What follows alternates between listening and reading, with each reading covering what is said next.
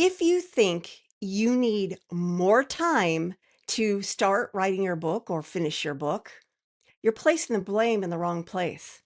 And that is going to keep you stuck more than anything else.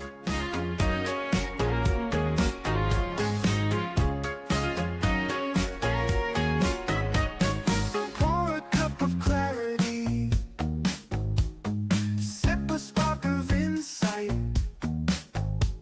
Coffee with Karma, your morning feels just right. If your book keeps getting bumped from your schedule because you've got client calls or you've got this or you've got that, believe me, I know. I've been there. I've done that. I'm kind of still doing it.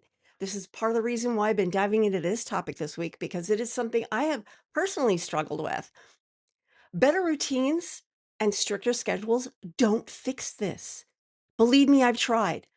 And I don't think it doesn't work just because I have an ADD brain, because sometimes that calendar blocking doesn't work for certain brain types. But even for completely non-neurodivergent people, which is kind of a silly term because we're all neurodivergent, but that's beside the point. Doesn't matter what kind of brain type you have. If it's not a time problem, trying to fix your time won't work because this pattern doesn't have anything to do with time or your calendar. It doesn't. In this episode of Coffee with Karma, I'm going to be sharing with you 5 principles that will show you what's really happening and why pushing harder won't fix it.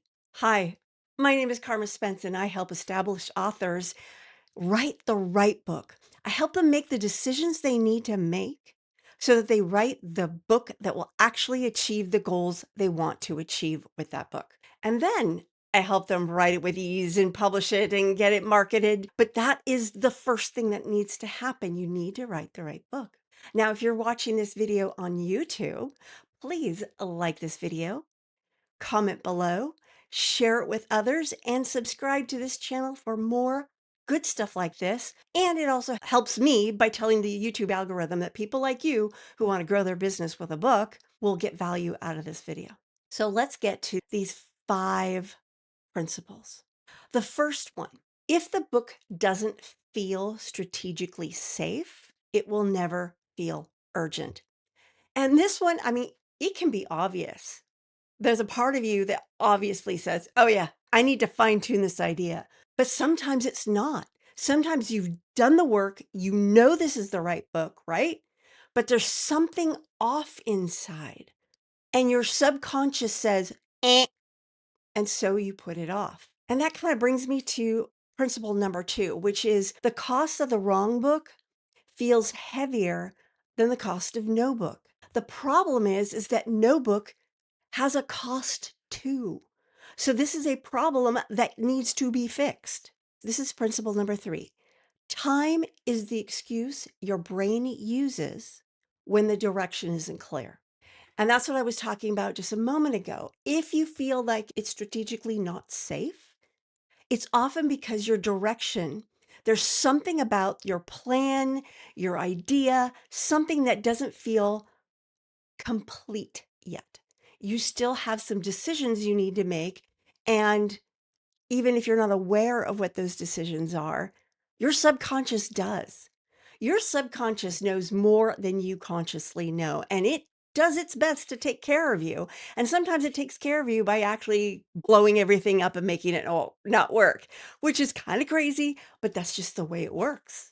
Principle number 4, your brain protects you from visibility before it protects your schedule. So if your book keeps getting bumped, getting bumped, getting bumped, there's something about that book that hasn't been clarified enough for your subconscious to be comfortable to make it visible.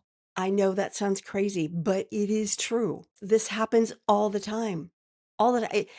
Mindset issues that are beneath the surface are one of the number one causes of writer's block, creative block, any kind of block that blocks you from moving forward. I told a story once. There was this young woman who had been writing and writing for years. And then she and her mom were in a car accident, and the car literally blew up, taking everything she had ever written in flames because they were moving to a new home and she'd put all her stuff into her backpack and the backpack was in the car. She wasn't able to write for another 15 years because of that trauma. There was a part of her subconscious that said, don't write anything down because it'll blow up in a car. It's completely irrational, but it stops you.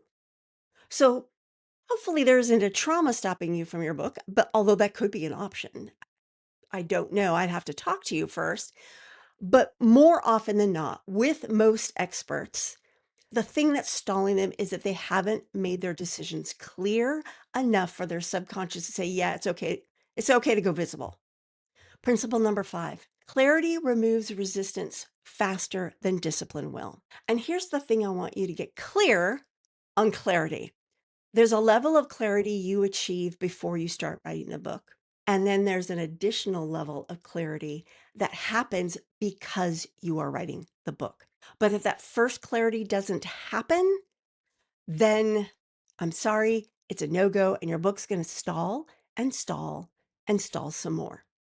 So I have 2 things that can help you in this moment. One is my clarity compass. There'll be a link to it in the show notes. And the other is something I'm calling the guide. If you go to carmaspence.com/guide, it will help you decide what your next step is, depending on what's going on with your book right now. It's really simple. Ask you 3 simple questions. It takes less than 2 minutes and you get a good step forward. I hope you'll try it out. carmaspence.com/guide. And in my next video, I will be talking about 3 things to do when your book stalls. I'll be giving you actually 3 action steps. Until then, this is Karma Spence saying ciao for now.